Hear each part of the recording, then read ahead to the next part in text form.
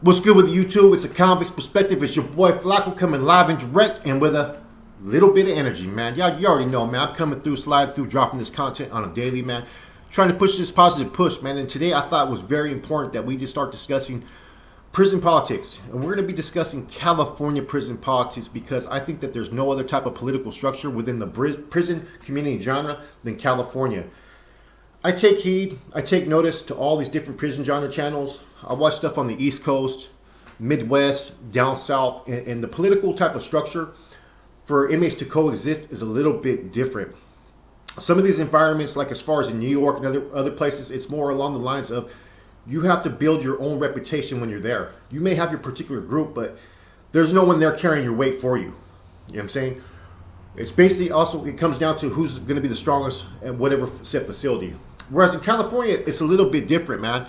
And that comes through years of turmoil, conflict, wars, battles, struggles that each particular group had to try to exist. And we're going to break this down very simply, man. First, you have what you would call the main structural organizations, right? Prison gangs, which are known as organizations that have their roots where they formed in prison. You have such as the Nuestra Familia, you have the MA Mexican Mafia, you have the Aryan Brotherhood, the BGF, Texas Syndicate. You have all these different particular groups. Then you have what you would call prison, disruptive groups. You know what I mean? Which are places like Crips, Bloods, Kumis, Public Enemy Number One, Sacramaniacs, Norteños, what they used to consider a disruptive group. Sureños, a disruptive group. All these other little factions, right? Who basically all have to align with some type of particular group. Some of them are able to go off on their own. It depends what type of facility you're at and who has a stronger presence. And that's how it would operate within a lot of these groups. Now, in order for all these prisons, right, you have two parts of the California prison politics. You have those within your group. You know what I'm saying? The NF Norteños, the NR, Nuestra Raza, all these different factions, they're going to function under some strict guidelines. They have their set governing body, their straight chain of command, their basic household policies on up to straight bylaws and constitutions. These are all set to govern their people to where that they act in accordance to these set regulas or regulations or whatever they particularly be. And the same could be said for the MA and the Sureños. They have their own rules, their own structure, their own type of discipline, their own way of dealing with their internal issues and internal conflict and how they deem their people. Same thing with the whites. They have their own set procedures, their own set discipline, their own set rules, their own set regulations. The blacks, so forth and so on. Now, each group may function particularly different. As it's already established, and this will be recognized by any particular group, the NF, the Norteños, have always functioned on a way stricter type of discipline program. From the education to the security, to everything that they coexist to establish these main lines. And what people don't realize, a lot of these security precautions that they provided and the education that they try to filter to their people is that to keep people, their gente in line, right, for their own security based upon numbers. Now, each group is going to have their different types of, like I said, laws and structures, man. But the main thing when you talk about prison politics, right, is how each group is able to coexist, man. And see, this is the difference, okay? When you get to set facilities, set establishments, whether you're in the SHU, level 4, level 3, level 2, level 1, even fire camp, you know what I mean? The politics are going to be a little bit different. They're going to be played out by the manpower that are there, by the individuals, the particular groups, who has a stronger presence, and that's how things are going to start to operate, you know what I mean, in coexisting. And so what prison politics have been able to do is allow people to have a mutual understanding of respect, or what I like to call common courtesy, because I don't like to loosely use that word respect when I talk about other individuals, because the word respect means you have admiration for a lot of people. And see, when I used to function, active and stuff, I used to use the word common courtesy because the word respect, I didn't admire my enemies. They were the ones over there that oppressed me. They were my foe. They were the opposition. You know what I'm saying? I stood against everything that they stood for because I believe that they were opposed to me. But it still didn't mean that we couldn't coexist and have certain barriers to where we could function on a yard. Therefore, our whole goal was to have the same privileges and incentives that every other inmate had. And see, it's the same thing for every other group. Is they want to be able to have their tables, they want to be able to have their phones, they want to be able to have these key jobs. And so when things occur in prison, right, this is what people don't realize. You know what I mean? You align yourself to a particular association, affiliation, okay? If you're a northerner, you're going to align with everything that falls under the NF Bandera. the Norteño movement, the Norteño collective. Okay, if you're an MA, Sureño, a resident, whatever it may be, you're going to line under everything that comes under the MA's umbrella, point blank. And the same thing with all the whites in these factions. They may have their different politics, like Public Enemy may have them, or what's the other cats, Wolf Packs and Fame, and all these other little sub factions of white groups. They may have their own little political structure of politics within their own group to met out discipline in different proceedings of security for their own people, but they're still going to fall under the Aryan Brotherhood's branch, man. And so in California, like I said, as opposed to other prisons like in the East Coast and down south and up north and everywhere like that, man, you have to have some type of political diplomacy. And what that occurs is you take care of your own people, okay? If you're a Norteño, right, and this is your household collective, and a white individual comes in, disrespects you, owes money, right, has funny style paperwork, right, it is not your business to take any type of action towards that white inmate. You have to go through some type of political diplomacy, right? Diplomatic relationships. And see, that's what happens on these main lines. A lot of times within the Norteño collective, we may have a hierarchy chain of command, right? But we'll have buffers under them. And so if you're operating as far as the overall this said facility, right, you're never going to be the one that's on Front Street to have these issues dealt with. You know what I'm saying? If you're doing so, you're putting yourself out on Front Street. I don't know how all the other groups operate, because a lot of them like to put themselves out there on Front Street. But for us, we always had buffers from our chain of command, like we discussed. We had OAs, or regiment commander if there's an NF member, RSD, RAs, OA, overall squad leader, overall security, different chain of command titles, depends on how many manpower you have there. And so what ends up happening, right? Like I said, say a Gavacho comes in and he has some funny style paperwork, some issues that you know about from a previous facility. It's not upon you to take any action. That's not your business. That's not your affairs. If he becomes disrespectful towards you and it hasn't presented itself as an immediate threat, you're not supposed to take any action. Okay? There's what you call a diplomacy issue. Okay? To where you go through your channel procedures. Every group does the same thing. And see, this is how the conflict of war and establishment occurs. Okay, so it's like, for instance, like I said, say I'm going to use the incident that happened in San Quentin. And when there was a northerner that owed some money to an Africano out there in the streets. Okay, the Africano ended up taking some action against him. Apparently, the homeboy said that he couldn't take action back because he had some hot kites on him. What ended up occurring over that was, because this Africano didn't go through the proper channels of getting at his people about the issue to where they could get at our people, and we could figure out the best way to solve this issue, it kicked off a riot in San Quentin. See, these are how things occur, and why prison politics are there to protect the people on these main lines to where you don't have issues. I used to talk to a Sureño that was my neighbor, Danny Boy, from 18th Street, and he was telling me when he was in high desert, and the rules within his camaradas was they weren't allowed to do any dealings with Africanos, because every time there was some type of dealing with Africanos, it would always end up with someone burning someone or someone owing money, and it would kick off a riot or a conflict. So to avoid that, they stopped dealing with Africanos. And see, this is where prison politics come into play. What people don't understand, is you deal with your own kind. You know what I'm saying? When I was actively in the mix, if you were a white boy and you were no good and you were in the hole, just because the other white boys wouldn't talk to you, I would still talk to you. I would try to gather as much information, get as much intel as I can get into your functions. The same thing for Sureño came through. You know what I mean? That was the same way that it would operate within the other factions. You know what I mean? I was in San Quentin, Carson section. Everybody knows the first tier had a bunch of DOs, man. And when I'm talking about, the one thing is to be a dropout, but some of these guys were just what you call cell soldiering PCs, you know what I mean? Which is something that inactive or not, man, like there's a way you still have to conduct yourself, man. The Sureños used to deal with them. The Gavachos used to deal with them. And their whole mindset was, it's not my business. This is your politics. This is what you're going through. And that's the same thing that occurs within us, you know what I mean? That's where people have a tendency not to realize, you know what I mean? Whatever your function is within your people, that's your issue. You know what I'm saying? You deal with it. Now, for instance, we had an issue back in the days where another put hands, he was set up with an older homeboy. Because back in the 90s, You would have other homeboys that would sell up with each other. You know, you'd have homeboys that be try to fly under the radar. They would say that they were other, so that therefore they could be out there on the main line. Well, this individual took it upon himself to take flight on an old man, and so this is where the prison politics come into play.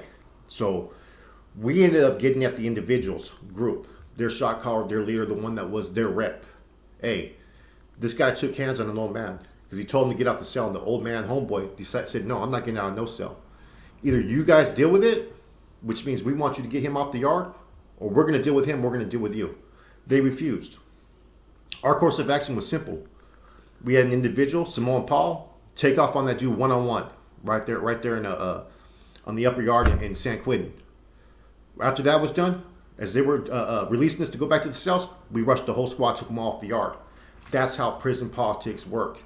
And see, prison is such a volatile environment, right?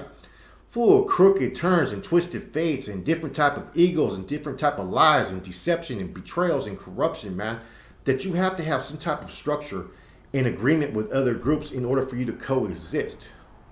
And that's why currently, why you have so much on these main lines, the end to all hostilities, which was a good thing, was you have all these upper echelon individuals who are part of these particular groups that are out there. Yeah, there's a lot more killings that are occurring between people on their own, but there's a lot less violence amongst groups because you have the proper leadership who know how to deal with things diplomatically. They understand the convenience and the importance of having prison politics. Therefore, you could be out there on these main lines and not have issues. Whereas if you have a bunch of idiots out there on these yards and they're sent to shot caller positions, you're going to have a lot more conflict. Not only that, if you have an idiot or someone who's less experienced and you have another group who has experienced individuals, either they're going to try to exploit you, utilize your naiveness, or they're going to attack you. And that's how the game works. And see, like in prison, you have certain things to where, for people to get a better understanding, we had our own tables, right? We had our own showers, we had our own phones, and a lot of times we used to share all these with the Africanos back in the days. I don't know if things have changed, but this is how we used to operate. And so we also had certain rules and regulations. I can use Solano as a prime example. Anybody that's been to Solano, which was the yard 1, which was a level 3 yard, from building 4 to 6, right? That's where all the Norteños and Africanos would hang out. Okay, there was a certain not weight, but I'd say exercise equipment where anybody could use, right? Where the whites had their side, the northerners, everyone, right?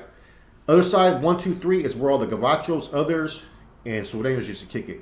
And there were some weight bars there that were for everybody to use, whether you were a sureño, norteño, or whatnot. But if you started to kick it outside by building 5, or by building 6, by building 4, and you were in a group, to us, it was established to where you couldn't be hanging out there in your group because we considered it a threat. This is prison politics. My example, we ended up getting at these individuals. They didn't like the way we got at them. Next thing you know, they were rushing me and the homeboy about a month later. You know what I'm saying? That's prison politics, man. And it's about how you work out issues, right? And handle it. A lot of times what groups want is they want to know how you're going to react to an issue that they have with you. And this is how riots kick off. A lot of times it could be over some drug debt, money owed, disrespect on the street, over a woman, right? And if you cross that boundaries and take action towards another group that's not part of your particular group, and it's not justified, your own people are going to have your head on the chopping block because you just jeopardized your whole car. And see, each situation may be different depending upon, it has to be strategic. A lot of things that we used to do, as far as I could speak on the Norteño Collective, was like the art of war. We have to be strategic and know when to move and when to take action. If we're on a yard with only 15 homeboys, right? There may be certain things that we're not going to ever compromise our integrity or our morals, but we may have to accept what we have coming and wait till we build our numbers and plan our stage of attack. Because if we create unnecessary issues or make waves along the way, we may jeopardize our whole car and we may be off that main line. As long as we're getting all the privileges and incentives and fighting for our rights out on the main line, we were okay. As long as we had one phone, we had our showers, we had all that.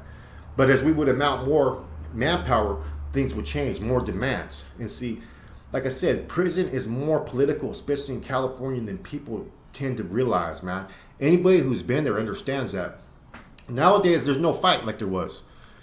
But during our time era, man, we had to fight for these main lines.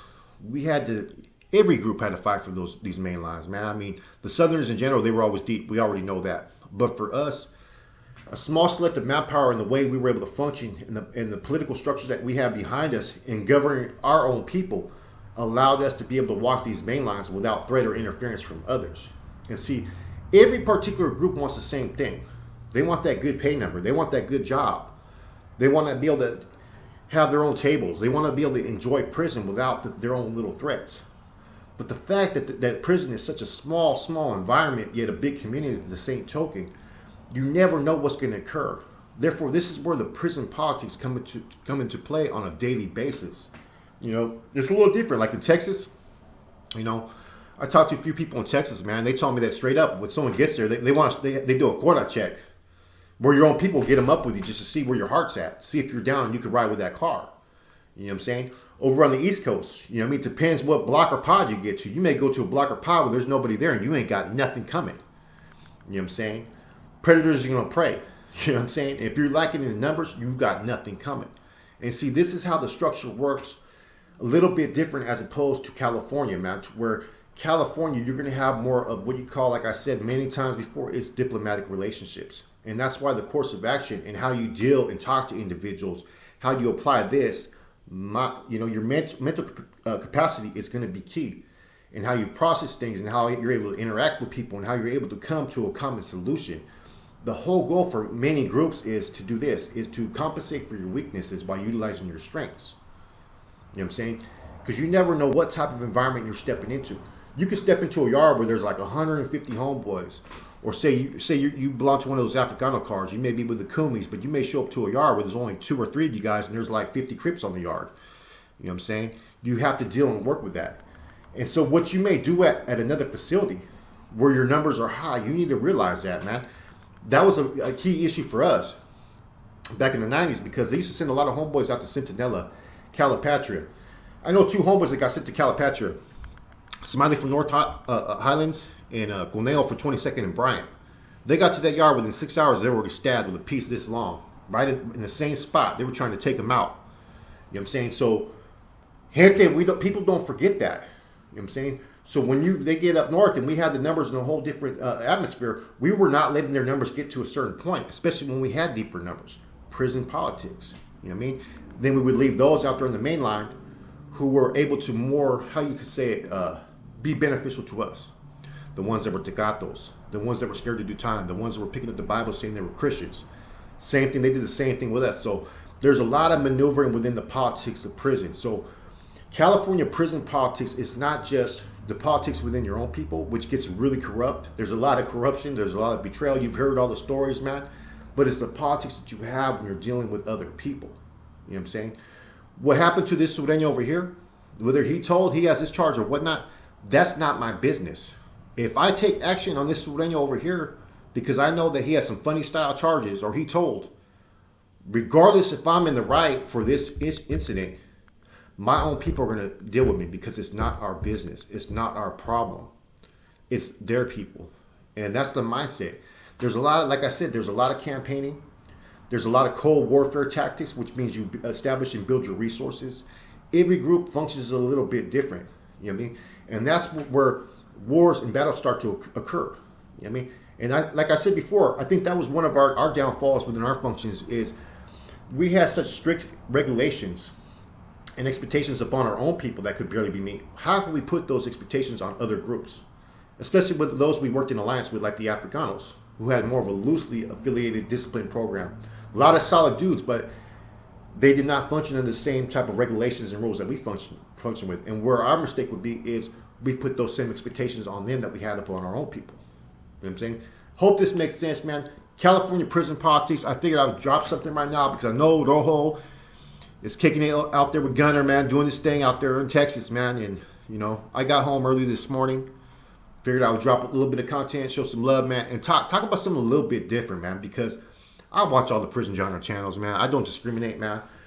Whether from the East Coast, down South, Midwest, and the common theme that I'm seeing is they don't have the understanding for California prison politics, you know what I mean, and how segregated it really is, and how this allows us to be able to try to coexist, but at the same time, when we can't coexist, is where war starts. All right, YouTube, it's your boy Flacco, man. You guys all have a good one.